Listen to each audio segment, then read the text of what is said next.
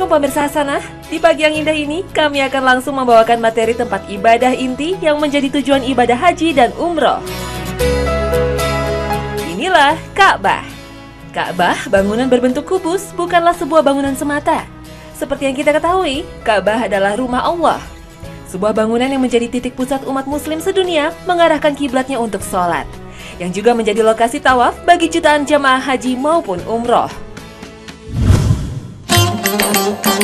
Ka'bah tercatat adalah bangunan yang ditinggikan oleh Nabi Allah Ibrahim alaihissalam dan menjadi tempat tinggal Siti Hajar dan Nabi Ismail alaihissalam. Dalam perkembangannya, jauh sebelum Rasulullah Muhammad diangkat menjadi Rasul, Ka'bah telah mengalami beberapa pemugaran. Bangunan dengan tinggi 13,10 meter dan panjang sisi masing-masing 11,3 dan 12,6 meter ini terkena banjir bandang. Ka'bah mempunyai satu buah pintu bernama Multazam.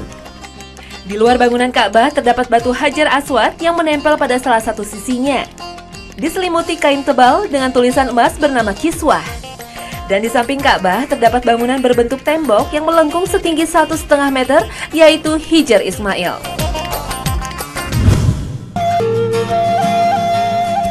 Ka'bah berada persis di tengah sebuah masjid suci besar bernama Masjidil Haram. Di dalamnya terdapat 3 buah pilar yang terbuat dari kayu gahru terbaik, dan pilar ini menopang utama atap Ka'bah. Pada zaman Arab masih dikuasai kaum jahiliyah, di dalam Ka'bah dijadikan tempat untuk penyimpanan berhala. Namun ketika Mekah berhasil dikuasai oleh Nabi Muhammad SAW pada perang Fathul Makkah, terjadi perbaikan dan pembersihan terhadap Ka'bah. Berhala-berhala di dalamnya pun dibersihkan dan dihancurkan. Dan beginilah bentuk Ka'bah yang tidak pernah berubah sejak zaman Rasulullah. Sebuah poros utama umat muslim yang juga dipercaya menjadi poros utama bumi. Sebuah bangunan yang dimana bila kita berdoa di dekatnya, niscaya akan segera dikabulkan oleh Allah Subhanahu wa Ta'ala, sang pemilik bumi yang berdiam di Arsy. Subhanallah.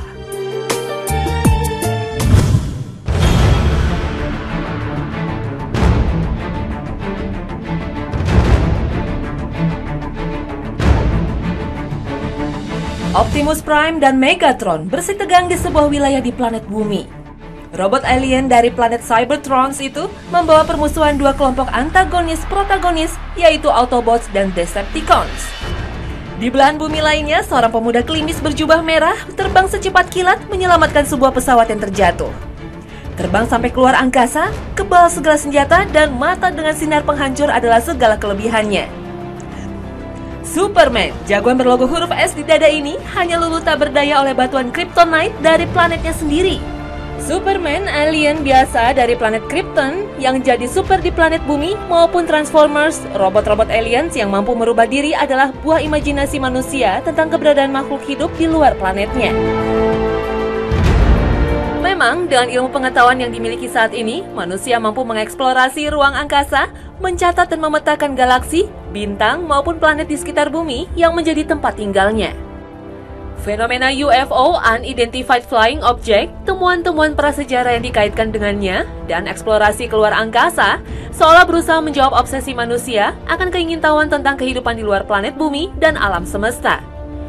Dalam Al-Quran, adanya makhluk hidup di luar angkasa bisa dinamakan dabah, seperti disebutkan dalam surat Asy-Syura ayat 29 dan surat An-Nahl ayat 49. Dalam bahasa Arab, dabah memiliki makna makhluk hidup yang memiliki jasad kasar, baik jantan maupun betina, baik berakal maupun tidak berakal. Sehingga makhluk hidup seperti manusia, hewan maupun tumbuh-tumbuhan, bahkan alien bila ditemukan, dapat digolongkan sebagai dabah. Sedangkan makhluk halus seperti jin dan setan bukan termasuk dabah. Lalu, bagaimana sebenarnya langit dan alam semesta diciptakan untuk menunjang kehidupan?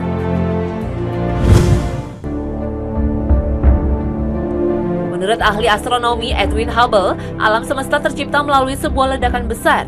Arno Penzias dan Robert Wilson kemudian menemukan sisa radiasi dari ledakan besar tersebut berupa radiasi latar belakang kosmik. Radiasi ini tidak seperti apapun yang berasal dari seluruh alam semesta karena luar biasa seragam. Radiasi ini tidak dibatasi dan tersebar merata di seluruh jagat raya. Belasan abad sebelum para ahli menemukan sejumlah teori penciptaan alam semesta, Al-Quran telah mengungkapkannya terlebih dahulu. Al-Quran menggambarkan penciptaan alam semesta dalam 6 masa. Dalam Quran Surat Al-A'raf ayat 54 dijelaskan, "Sesungguhnya Tuhan kamu adalah Allah yang telah menciptakan langit dan bumi dalam 6 masa. Lalu dia bersemayam di atas arsy. Dia menutupkan malam kepada siang yang mengikutinya dengan cepat. Dan ciptaannya pula matahari, bulan dan bintang-bintang masing-masing tunduk kepada perintahnya. Ingatlah, menciptakan dan memerintah hanyalah hak Allah. Maha suci Allah, Tuhan semesta alam." Terhamparnya bintang dan langit yang begitu luas menumbuhkan harapan manusia untuk menjelajahinya. Manusia hingga kini baru mencapai jejaknya di bulan melalui langkah Neil Armstrong, Buzz Aldrin, dan Michael Collins dengan Apollo 11. Dalam Islam, orang yang pertama menjelajahi langit, alam semesta, hingga ke ujungnya adalah Rasulullah melalui peristiwa Isra Mi'raj. Allah berfirman dalam Al-Quran Surat Al-Isra ayat 1, "Maha suci Allah yang telah memperjalankan hambanya pada suatu malam dari Al-Masjidil Haram ke Al-Masjidil Aqsa yang telah kami berkahi sekelilingnya agar kami perlihatkan kepadanya sebagian dari tanda-tanda kebesaran kami. Sesungguhnya dia adalah Maha mendengar lagi Maha melihat." Peristiwa Isra Mi'raj merupakan sebuah mukjizat dari Allah kepada Rasulullah SAW yang menurut logika manusia sangat sulit diterima. Dalam sebuah peristiwa yang hanya berlangsung selama semalam, Rasulullah mampu menempuh jarak jutaan tak terhingga dengan menunggangi burak. Malaikat Jibril yang menjemputnya dari Masjidil Haram atas perintah Allah SWT menuju Masjidil Aqsa di Palestina dan naik ke Sidratul Muntaha.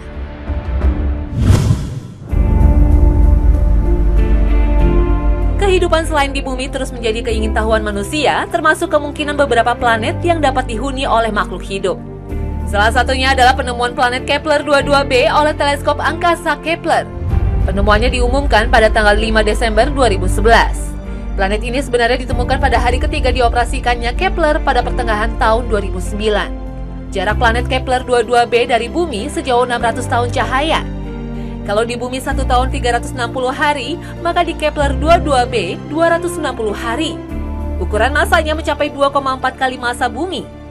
Bintang yang dikelilingi Kepler 22b lebih kecil dan lebih dingin dengan memancarkan cahaya 25% lebih redup dari matahari. Kepler 22b mengitari bintangnya pada zona Goldilocks, yakni wilayah yang dapat ditinggali makhluk hidup sebagaimana bumi terhadap matahari. Planet Kepler 22b ditemukan teleskop Kepler milik NASA 2 tahun lalu, namun baru sekarang diumumkan setelah didapat kepastian kondisinya mirip bumi yang dapat ditinggali makhluk hidup. Tidak menutup kemungkinan alien juga hidup di Kepler 22b atau exoplanet lainnya, yaitu planet di luar sistem tata surya matahari. Sejak teleskop Kepler diluncurkan NASA pada Maret 2009 lalu, telah ditemukan 2.326 exoplanet. Seperlima planet berasal dari 30 sistem tata surya yang berbeda-beda pada galaksi Milky Way atau Bima Sakti. Sementara yang lainnya berada pada galaksi Andromeda yang berjarak 1,5 juta tahun cahaya dari bumi. Dari jumlah exoplanet sebanyak itu, hanya 48 planet yang masuk dalam zona Goldilocks dan hanya 10 planet yang bentuknya mirip dengan bumi dan berputar mengelilingi mataharinya, salah satunya Kepler 22b. Sebelumnya, astronom di Carnegie Institute Washington juga telah menemukan planet Gliese 581e dan Gliese 581d yang disebut mempunyai tanda-tanda kehidupan yang mirip dengan bumi. Planet itu berada pada jarak 20 tahun cahaya dari bumi dan terletak di rasi bintang Libra. Sebuah penemuan yang luar biasa, adanya sebuah planet yang memiliki sifat habitable kemungkinan bisa didiami makhluk hidup. Sementara itu, seorang astronom Prancis juga mengumumkan telah menemukan sebuah planet yang diberi nama Corot Exo-7b yang diperkirakan memiliki massa 1,7 massa bumi, mengitari sebuah orbit bintang, dan disebut memiliki ciri-ciri seperti Gliese 581e. Penemuan tersebut semakin menguatkan adanya sistem kehidupan di luar bumi dengan kondisi yang mirip kehidupan di bumi seperti keberadaan air dan oksigen serta makhluk hidup. Manusia boleh saja mencari dan mengeksplorasi demi memenuhi rasa keingintahuan. Mencari rumah baru ketika rumah yang ditinggalnya saat ini terasa semakin sesak. Padahal semua itu karena ulah manusia juga yang semakin rakus akan sumber energi dan keinginan yang tiada habisnya. Dan sejauh manapun manusia mencari, pada suatu titik ia harus kembali kepada fitrahnya, kepada mengapa manusia diciptakan dan dijadikan khalifah di muka bumi. Sungguh Allah Maha mengetahui segala sesuatu.